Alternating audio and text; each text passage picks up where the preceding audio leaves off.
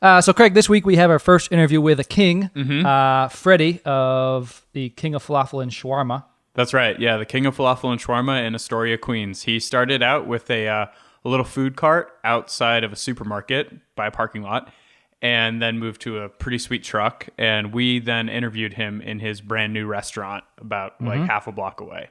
What was really cool about Freddy, what I liked about him, he's totally unapologetic. Like when he was starting out, you ask him like what his strategy was. He goes, well, if I like it, I make it. Yeah.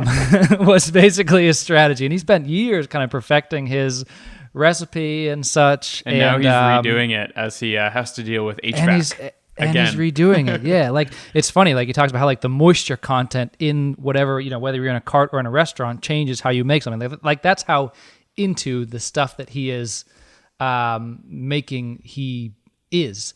But, started off totally bootstrapping. He came to the country when he was 14, I think, and started off working at a pizza place for his cousin.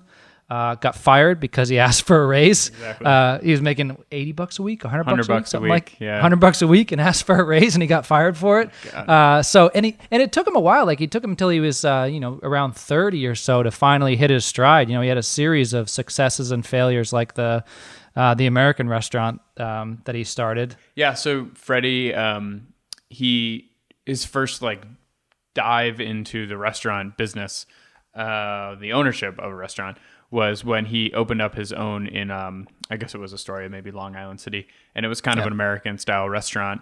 He ended up doing it for a while, and it was working, but he just didn't feel like his heart was in it. So he decided to shut it down. And when he went through the process of trying to sell all the equipment and everything, he was getting offers of 10 cents on the dollar. So instead of selling anything, he decided to buy a sledgehammer and destroy the entire inside of the restaurant. That part of the story struck me so much because everyone, I don't know, you think about starting a business, you need to be tenacious, you need to be hardworking, you need to have passion about what you do. He basically started this restaurant, the initial restaurant before King of Falafel, the American restaurant, wasn't super passionate about it. And he stopped because he basically decided he didn't want to do it. He stopped going to work and eventually came into work with a sledgehammer and broke everything.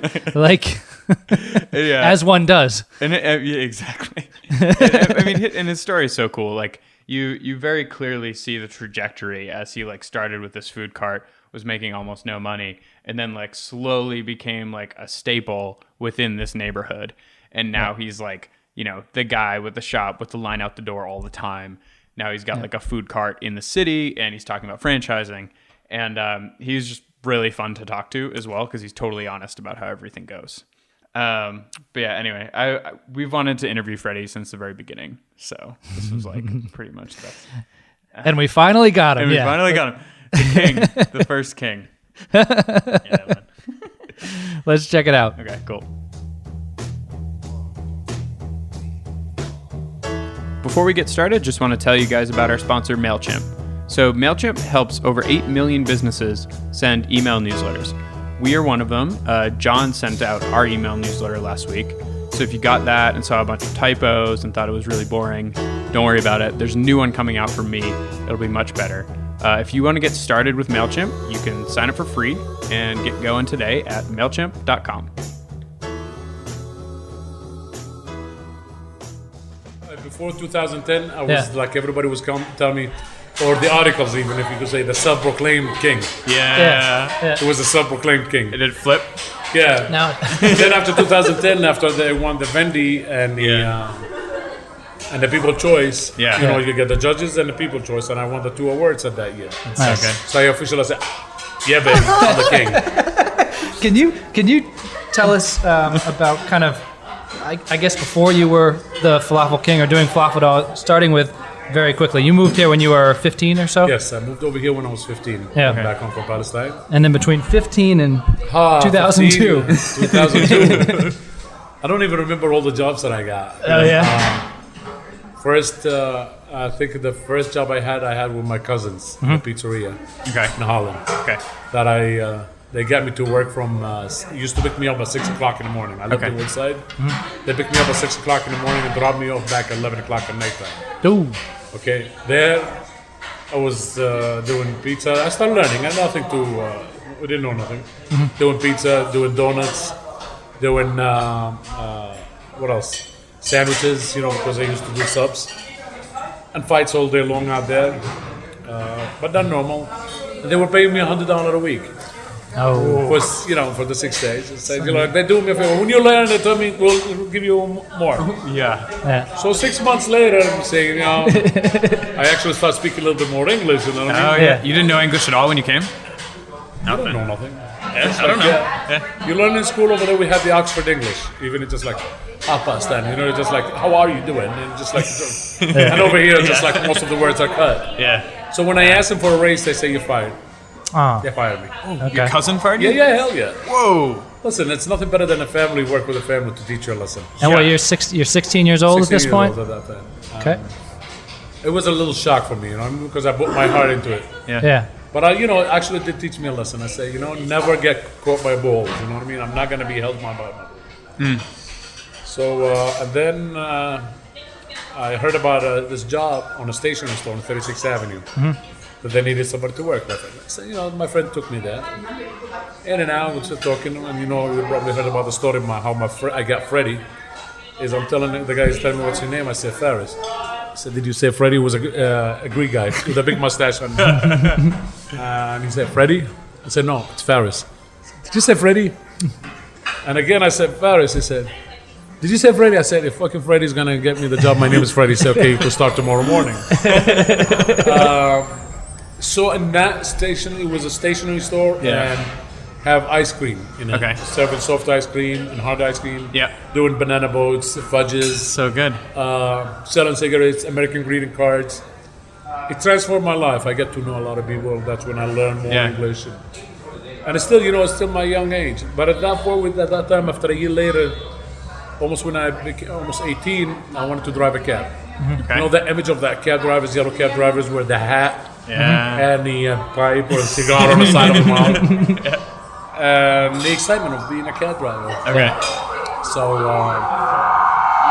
after that, I went for being a cab driver. Okay. And I'm still young. I was not even allowed to be driving a cab. I know. The insurance is not going to cover me. So I had to start driving at nighttime. So you just... Okay, did you get a under the medallion or radar? everything? No, not the license to drive, but not a medallion. I used to rent. Yeah. But the guy taking a chance on me and rent me his taxi to work at nighttime. Yeah. And I remember the medallion number was 6J95, like that. Oh, man. And at that time I was like heavy duty guy. Yeah? Big. You're like lifting or? Like Lifting, just but big dude nothing already? to put my muscles, just getting big. Yeah. 325, 330 pounds. Never looked for no troubles. But troubles always come after me, but I never used to fight. Okay. The intimidation, when they look at me, they just back off. Yeah, you're a big dude. Yeah. Driving a cab transformed my life completely, you know what I mean? I started driving a cab too at the times of the hijacking of the airplanes. Was a time of the 80s. Some people was good about it. I used to have the Arabic music. It's just like, still young, hard-headed Arabic music. Just like, go fuck yourself, I don't care. People ask me where you're from. I say I'm from Palestine. Oh, you mean Israel? I say no, I mean Palestine. It doesn't exist. It does exist over here. Yeah, I was born there. Get into this argument. Yeah. Oh, if you don't like it, to leave out of here. I say, no, if you don't like it, you get the hell out of here. Well, get out of my cab. I have fights, but just like arguing. Yeah. But still, they were giving me good tips. After all that fights, I used to get good tips. Oh, okay. Because I remember the first 6 months when I started, I used to tell them this is my first day when I drove a cab. I don't know where I'm going. That's a good strategy. Smart. Oh, they feel good. New Yorker, you tell them, he's bossing a cab driver to tell him how to go there. Yeah. Oh, I'm telling the cab driver how to go. Yeah. Yeah, sure enough. Yeah, here's $10, buddy. Yeah. And it's kind of like on and off, and then it was not steady. I drove the cab for 17 years, but not steady. Oh, really? Straight. Okay. I was bouncing around from a different job. From there, I was a salesman, Okay. selling bedspreads and sheets, going door to door. Yeah. In Queens. In Queens. Okay. Then go back again, driving a cab.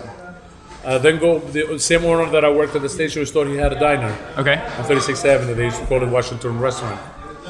And it was a regular, typical old coffee shop with a counter in the morning, standing with the butter rolls and coffee.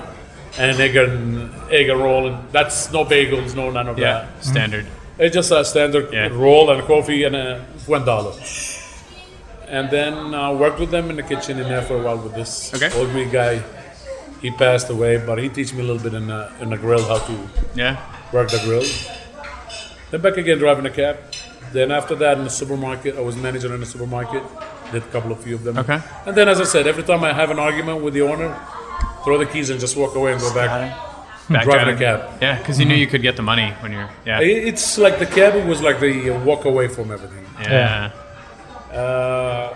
From salesman, as I said, to a cab driver, you name it. I like adventures. So then, did you have kind of like a mentor who was running a food cart and you saw it as a good business? No. Or- The food cart did not start. I did not start thinking about it because remember I drove a cab. Yeah. When you drive in a cab, you see these cars start popping up. Yeah. And That's interesting. eating falafel and shawarma was not anywhere you could go. Mamoun was okay, but it was another person who saw you be on Greenwich Street. Okay. Mustafa's Falafel, Jerusalem Falafel, in there. That's McDougal. They used to have them small shops. Yep. And you try it, everyone. But there's one specifically, the falafel, the way I like That it, you like. grew up with. Is it still there? No, it's Nah. been gone already from over 25 years ago. Because the rent went up so high, and they wanted the house, the store, and they moved them out. They kind of leverage it. Yeah. Then I think I started thinking about it somewhere in the 90s. Okay. Thinking about the food cart, but I was not ready for it. Yeah. I wound up in 1996, opened up a restaurant. You did? Yeah, I called it Freddy's Restaurant in Delhi. Okay. It was breakfast and lunch. It was in Astoria, Long Island City. Okay. It was good. It was busy. All fresh American food. Nothing. No Middle Eastern. Okay. Breakfast and lunch. 5 days. By 4 o'clock, I'm done working. But then it wasn't me. One morning, like 7 months later, one morning I said, "What the fuck am I doing?" I unplugged the phone and I went back to sleep. And that's when I decided to close the restaurant. No way. That's it. did close You just it. didn't show up. I just You're like, I closed it. Okay. The employees was there, but everybody was calling. But I had the phone unplugged. Yeah. And I closed it. Went back again driving a cab. But before that, I went into the restaurant because I was trying to sell the equipment that I just bought. It was all new equipment. Sure. Yeah. And everybody was trying to give me 10 cents to $1. I said, you know something? Forget about it. I took a big sledgehammer, went inside, I ripped everything apart, took all my frustration. It took me about 2.5 hours. I ripped everything apart. That's amazing. But it feels good. Yeah. You know what I mean? Hey, my money, and you're not going to pay me by my word for it. It's okay. You'll take I the can do last whatever 10 I want. cents. Yeah. I took it all out. And I drove a cab, and then after that, that's when I went back to drive a cab. Yeah. I remember I was driving a cab, and this old man, about 72 years old, come inside in the cab and talking. I was so pissed off, you know. I ended up throwing over $150,000 down the drain in there. Lot, And man. he's looking at me and saying, "What the fuck is wrong with you?" I said, "I have this." Yeah. So what are you complaining? How old are you? Yeah. He said, "You know, I'm 30." I said, "Listen, I'm 72. I went through like about 15 businesses and lost so much money, Yeah. and I did not succeed until like about 4 years ago, at age 68. Finally, the business hit. So what the fuck you worry about? You did what you had to do. Yeah. You enjoyed doing it. Yeah. You don't like it, get out. You lose money, it's okay. And you got out fast. So Yeah. relax. You're still young. You could do it. Yeah. Just look forward. Never look backward. Yeah. I said thank you. You know what I mean? I'm a guy. That's cool. Just So some guy in your that's cab. when I Yeah. started, like, you know, at the end of by 1999, I started looking to get the car. Okay. So then finally the decision came out, and in 2002, Okay. actually I started building a car back in 2001. Actually, at the time of the 9/11, that was the worst part. Yeah. But I figured I'm in Astoria over here. The problem is when people used to pass by and they're just like, they look at me and there's a terrorist. I said, listen, Really? I'm still here. I'm not the one who did it. Yeah. Do I look like I'm the one who did it? I'm still here. Yeah. That's rough. It man. was rough, you know what I mean? Yeah. But yeah, I did it to like do the shawarma and the falafel. That was my major Yeah. thing, you know what I mean? Yeah. Because I wanted for people who wanted to eat falafel and shawarma to find it. Like I always suffered to find a good falafel. And you missed it from back home. Yeah. Yeah. Were there as many falafel stands Right, at that but time still, as there are now? most of them like commercial. Yeah. They just like all of them get from the same commissary. Yeah. That's what it all tastes the same. It's not even. Yeah. They have the flour or they put stale bread in it, Yeah. or it's all for a few days. Okay, I mess up. I'm not saying I'm always perfect in it. Some days now, even I mess up some of my falafel. Yeah. I still do. You know what I Yeah. mean? It's just like you get that bad days. Yeah. little by little, you know what I mean? I stuck around. Everybody thought I'm not going to last that long. Right. Because I'm known. I don't last in any business for about 5-6 months, and I'm out of it. But I beat all the odds. Passed the first year. Yeah. Second year. It was hard the first 2 years, you know what I mean? Because from 4 or 5 o'clock in the morning till midnight. Yeah, man. Then take it to wash that car, drop it on the commissary, and go home, sleep. Were you paying anyone to work with you, or is it just you? No, it was me and my partner. But my partner, he's that nice, silent partner that I never let him do anything. Kind of like, I did all the pushing, I did all that. But he works. Yeah. He's a great guy, you know what I mean? I wish everybody could have a partner like him. Yeah. But I spoiled him, but not let him do anything. What's involved getting a stand set up? Do you have to like license out a spot? No, the spot, you don't license that. You see, the city have streets are blocked. Okay. Completely, like let's say from certain hours, let's say from 7 o'clock in the morning till 7 o'clock or 8 o'clock at night, nobody's allowed to be in there. Okay. Okay. Some streets are open 24 hours. Okay. Okay, but first you need the permit. A permit. Okay. Permit for the car to operate in the New York City streets. Okay. So you could operate on the open corners. Okay. Okay, away from any business, at least 10, 15 feet from their doors. And after that, you're gonna have to make your own spot. It's like making your own route when you like that milkman before, like everybody else. Build the customers, the clientele, and that's how this thing gets built up. Interesting. I wanted to talk to you about that. How did you pick the location? And in choosing that location, did you have any beef from like restaurants around here? Yes, I did. The location, actually, I was thinking about it since 1998. Okay. I lived over here in 1997, and I used to be hanging out in the bar down the block, right where Broadway Station. And I used to see the people, and this Broadway is getting bigger, and I figured a parking spot out there open. Yeah. And I said, that's it. That I'm works. away from the front of anybody restaurant. Yep. But I did have a beef with the guys from Aliada. Really? Not Dino's Pizza. He did not want to come, the owner of Dino's Pizza, but because the other guys from across the street, the neighbor, bored him with him. They called the cops for me. I'm legal. I have everything legit. Yeah. And even actually when they called the cop, it's one of the guys that we used to hang out back in the 80s on 36th Avenue. He said, Freddy, what the fuck is wrong? What do you think you're doing here? We got so many complaints about it. I said, what happened? I don't know. He's telling me, you legal? I say, yeah. Yeah, here's some Oh, falafel. yeah, that's it. No, he said, are you legal? He said, yeah. I said, fuck him. He went back there and said, he's legal. Nobody talked to him. You know what I mean? That's it? Done? And that was it, you know what I mean? After that, actually, we became good friends with that neighbor. That's cool. You know, it was like, they thought, I said, listen, I'm selling falafel. Like, when I started selling the falafel, it was $2 sandwiches. And the plates of chicken rice was $4. Yeah. What am I going to hurt you? You're selling in a plate. Then people want to sit down, table service. It's different. And they're going to have a beer with it. Yeah. I'm like, for these people, they want Just going to the subway station. So, but after a while, it was over, and then we still became friends. Yeah. And what did it look like? Do you remember about how much you were making in the first year? Were you making any money? Not much. I think I used to sell like about the first 2 days, 3 days, so like about $150 a day. Yeah. Barely cover any. But you know, it's not, you gotta not look at it that way. You gotta have to build, you know what I mean? You gotta have to build. What made a change point when blackout, if you remember the blackout, it was in August of 2004. Yeah.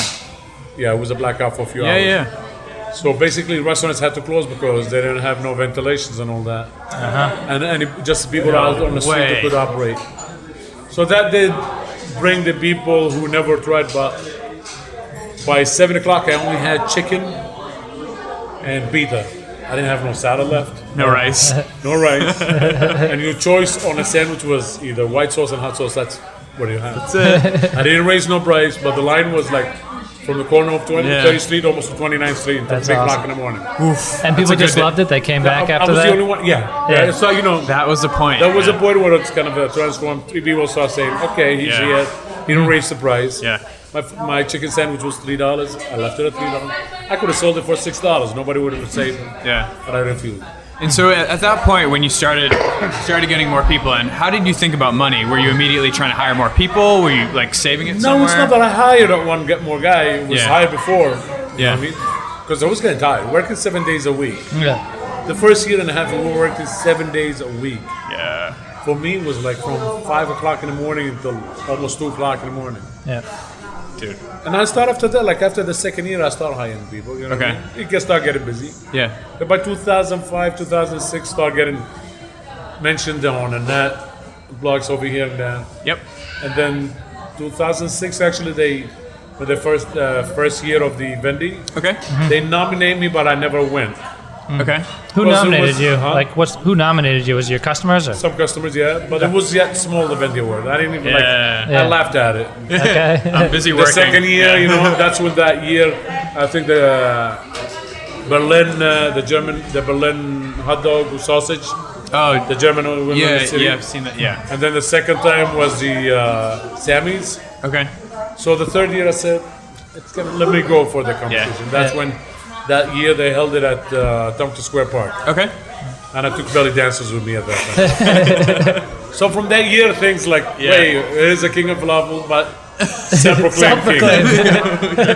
And I went in 2008 again. Yeah.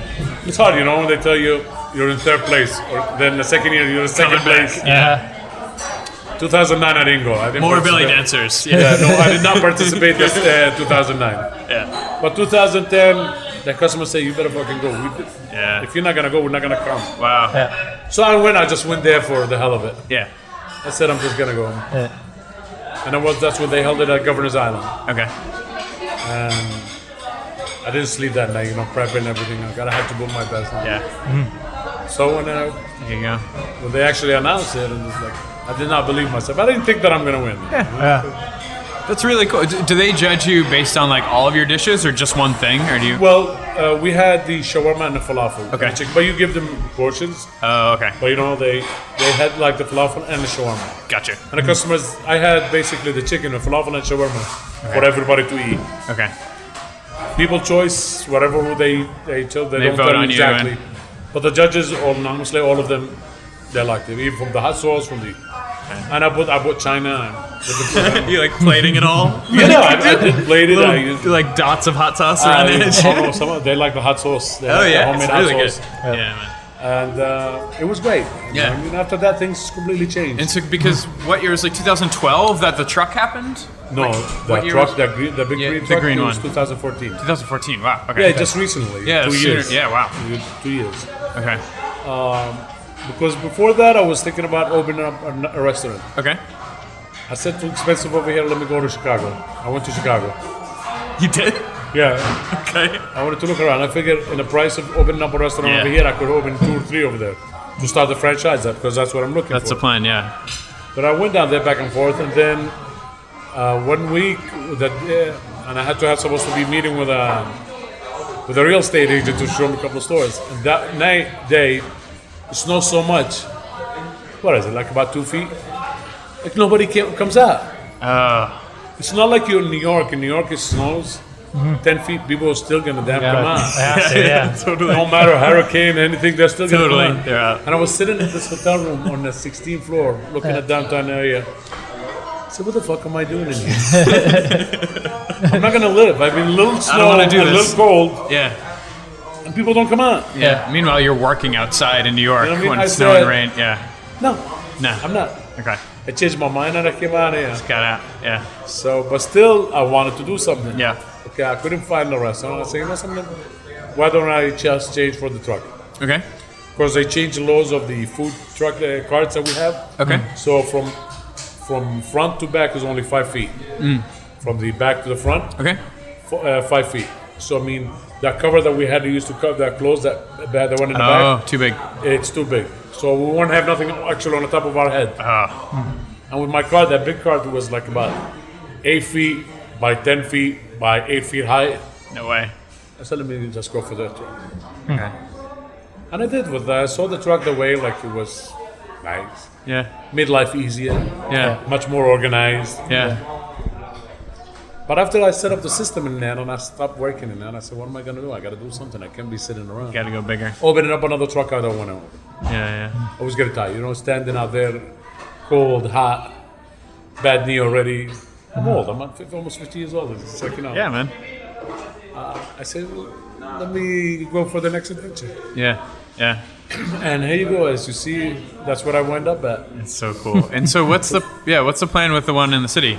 Keep No, going? no, no. The city, that's just beautiful. It's only lunchtime. So, oh, okay. I didn't Only realize from that. 11 until 2:30. If I could have another 4 or 5 of them like that, Man, I will live like a king. You are the king finally. Yeah. What's stopping? You know what I mean? What's stopping you? Huh? What's stopping you? We're finding the right help. Yeah. Something like that, you need the right help to work right. Yeah. Because in this kind of food business, you need the right help. Okay. Yeah. It's not just like, a back kitchen, closed kitchen. Like, let's say, you see my open kitchen over here. It's what you do, it's got to come out. You could make a little mistakes. That's where the customer's going to, like, write you down and say you're slow, or the food was not You the got to same. deal with all that stuff. Yeah. It's all right. I mean, I got, like, you could feel a little drag. It's all because of the exhaust system that I got in the drag. Yeah. You're making things a little bit sometimes, like the falafel, it sucks out some moist out of it. Can I work it out? People say, oh, the falafel is not the same anymore. What the fuck, what am I going to have? I can't be in it all the time, but I'll try to make it as fresh, It's not like I don't make it fresh. It's still the same recipe, but... So this isn't. So why is finding help for a lunch cart more difficult now? Because that's way fewer hours, right? It's few hours, that's the problem. Few hours, and it's a hard job. Less money, so not enough money. No, for it's not the idea of the money. Okay. I don't mind paying, Yeah. guys? But a lot of them, they don't work from the heart, you know what I mean? They're just like, You hey, get. it's a job. You got to cook the food. You got to sell the food. You know what You I got to mean? You provide gotta the customer personality with the customer. service. I wanted to talk about that. Personality, I mean, everybody could make food. Yeah. Right. Yeah. But, when I put a plate in the front of you, the first thing you're going to look, okay, any artist could do it. But who's serving it to me? Yeah. Am I coming out to a smile or I'm just, it is your fucking food?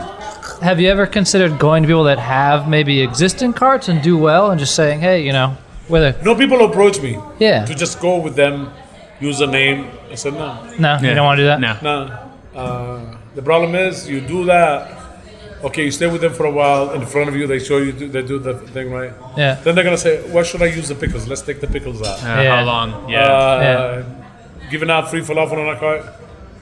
Nah, I'm gonna save 25 cents. Oh, on yeah. every He falafel. gives out falafel to people in You know what line. I mean? I know. Yeah, Yeah, yeah. I read it It's, somewhere. Yeah. Yeah, that was like how to grab the people, and while they're waiting, I had Yeah. to give them that. Yeah. Even doing a belly dance show. I used to have my speakers always belly dancing. All right, I don't have to shave anymore. What made you come to this philosophy about customer service? Did you admire? I always like it. Yeah. That's why when I was driving a cab, I always loved it. Yeah. Because when a customer start communicating, Yeah. even when I was in a supermarket as a manager, I was a front manager, always out there. Yeah. It's not just yelling at the employees and tell them what to do. Even at the restaurant where I was working, the owner was telling me, just keep talking to the customers. Have any problem, go talk to them. Yeah. I Okay. used to go sit down on a table with them and just take the orders while I'm sitting down at the great. booth. You know what I mean? Yeah, And yeah, just yeah. I don't know. I have that charisma in me. I don't know what it is, but I love people. I like the open. Absolutely. I guess that's why that restaurant that I opened up in Long Island City, it was just all basically about working. It's always that steady line and just making the food and let them get out. Yeah. It wasn't you. No. Yeah. That's why I didn't care about the money. Okay, I did care, but I didn't want to do it anymore. Yeah. Okay. So what's next for the franchise? Now, at first, I gotta have to settle over here. Okay. You've been here just a month, right? Month, January Yeah. 30th. Okay. So I'm getting the system together, getting the help right. Yep. I haven't even started delivery. Don't want to even start the delivery, not even in the evening. Okay. Maybe I could do the lunch delivery, Yeah. but that's about it. Slower. Yeah. So, but the next stores is not gonna be like this. Okay. It's too expensive. This is my baby, you know what I mean? This is the crown jewel. I decided, I was going to sleep and wake up 4 or 5 times a night. I gotta do this wall like this. I gotta do this. I gotta do this. Yeah. Oh, wow. Yeah. Change this around. It was a lot of things. But no, anybody who's gonna do like this, they're gonna go broke if they're gonna do that. Right. Yeah. Okay. It's enough. It's me broken. But this at least I could accomplish nice, beautiful store. it's great, man. You know what I mean? Yeah. When you're doing the carts and the trucks, it seems to me like most of your costs really are your food. So you just kind of hanging on to cash, waiting for the next investment to come around, going from the car to the truck Yeah. to the store. Now it's I gotta have to hit the lotto for the investment. A couple of investors for the franchise. Yeah. Because all right, I could go open up another restaurant. It's no big deal. Yeah. But I wanna see the name actually from here, to California. You know what I mean? Yeah, man. Yeah. Like the five burger guys, the five burger Guys. guys. I see them. What is it? They had burgers and fries. The halal guys did it with gyro and chicken. Yeah. get falafel, I get shawarma, I get chicken, I get kofta. It's all homemade. It's nothing even processed. Yeah. It's way better The than hot Five sauce, I Guys. make it. Everything I make. Yeah. So I'm looking forward for it. Either it wins, if not, at least I throw the seeds out for the next generation to do it. Yeah. If it's not me, that the new generation will do it. Yeah. I think it works out. It My works money's out, not what I working mean? out. It's just, and it's not always about money. I love having fun. Like I said, it's all being around people, have fun. Yeah. Right, you get by bad days sometimes. This over here has been taking a lot of energy out of me. Sure. Yeah. I'm usually more energetic than this. Yeah. It's huge. It's a lot, man. And it's just to getting it together. It's different. Yeah. For sure. Was it 4 o'clock right now, or 3:30 or something like that? Is this a slow time in between Yeah. lunch and dinner? So, Then it's a weekend. The weekend is usually a little bit more busier than the weekdays. that makes Okay. sense. Weekends, yeah. people come out more than the weekdays. So in the beginning, you were doing 150 a day in your first few days on the cart. Oh yeah, I'm counting and making sure I counted it again. What's a good day here now? It's good, you know what I mean? It's good. Okay. Yeah. Nothing's gonna be talked about. All right. You got to look at the paper books. So, okay, man. If someone saw you or listened to this and thought, like, wow, that's awesome, I want to do that. Do you think someone could go out today, get a cart, and do exactly what you did? Well, as long as he knows what he's making, cooking food. Okay. You're gonna have to cook. Because remember, the food cart is authentic food from different regions or Yep. something. It doesn't have, you gotta be from here. Something that you like to make. Something you cook and you're so passionate about it. Yep. Street food is gonna be passionate, not just to make money. Yeah. If you're just out there to make money, don't fucking stay home. You know what I mean? Yeah, You're yeah. not gonna make money just Yeah. like that. Yeah. You gotta be passionate about something that you like. You gotta be distinguished from everybody else out there. Yep. Not buying something ready and just heat it up and serve it. Yeah. Or get it ready cooked. And you don't know when customers ask you, oh yeah, I have salt, pepper, garlic, and all that. And you don't know what it is. You know what I mean? Yeah. You really gotta have to, even 1 item, 2 items to sell that you know and you love. Yep. You're so passionate about it. Yep. You'll succeed. Okay, do it. Yep. Other than that, if it's just about money, no, Not fuck gonna it. happen. Stay home. Not gonna happen. Yeah. And what other lessons have you learned, kind of like the hard way, taking this from a cart to now a really nice restaurant? Everything was a hard way going through it. You know what I mean? Yeah. From the coldest day to the hot days. Yeah. Sometimes, like days over here, I start saying I should have stayed at the cart before the truck. The glory days of the cart. Yeah, because you know, with the cart, the best part of it, you're here.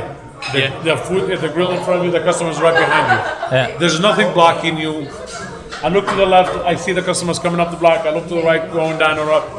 Yeah. I crack jokes. Yeah. I flirt around. I'm cooking at the same time. I'm like multitasking and still talking to customers and everything. Yeah. Yeah. In the truck, that took a lot because even if you look at my truck, if you go by Ditmans, and you see I left it low this way customers could see Yeah. how food is done here. Yeah. I like people to see their food getting cooked. Yeah. That's why I have the concept of the open kitchen out here. Right. Right. People still see their food's getting cooked right in front of them. But still, that cart was like right there. Hey, but then I turn around and I'd be yelling and screaming at the guys in there. Sometimes they used to have like Hell's Kitchen going through. Oh yeah. I'd be yelling and screaming, but I turn around. I don't want about it. It was fun. More fun actually in the open cart. Faster pace. Yeah. The truck, okay. It took a lot of the being connected to the customer. And inside the restaurant, it took out more, yeah. Yeah. Because the concept of just like the customer's got to come in first to the register, order the food. The cashier will ask, and then after that, she'll give me the ticket, and Yeah. somebody's going to read it out for the guys, and then send it back to be going out. There's not in that. But that's part of reality. It's part of it. and- Yeah. But yeah, the food cart is the open one that was the original. Yeah. I don't think that day is going to come back even if I try. I mean, age doesn't help. Days doesn't help, you know what I mean? But people change their mentality about the food carts. Before the Vendia word, Yeah. things, Yeah. people look at the food carts like as a dirty thing, you know what I mean? Yeah. Street food. But actually real street food from different nationalities, different authentic background, really put their heart into it. And that's what the whole thing about Absolutely. street food, not just money. Okay, I want to make money. I'm not here for free. Yeah. But you know, the authentic part of it, part of you serve it to the customer. Yeah. And who knows how long it's going to last, you know? I mean, now the carts, very soon you're not going to see them because everything is going into trucks. Right. Enclosed. Right. Everything. You know, the cold days are getting worse and hot days are getting worse. Yeah. That's the story of the King of Falafel. The King of Falafel. All right. Thank you so much, man. You're This welcome. is great. It's a pleasure to meet you. It is a pleasure. Yeah. You guys want to eat something? Yeah, absolutely, man. It smells amazing. Folks, if you get our email newsletter and you don't like it, that means that Craig made that one. If you do like it, I'll let you know that we use MailChimp.com to create and send all of our newsletters. When we record a show, we do some extra interviews and get some pictures, and we send that out in a newsletter. So do two things. One, sign up for our newsletter at saltpodcast.com. And two, sign up for MailChimp for your own business at MailChimp.com. Sign up is free.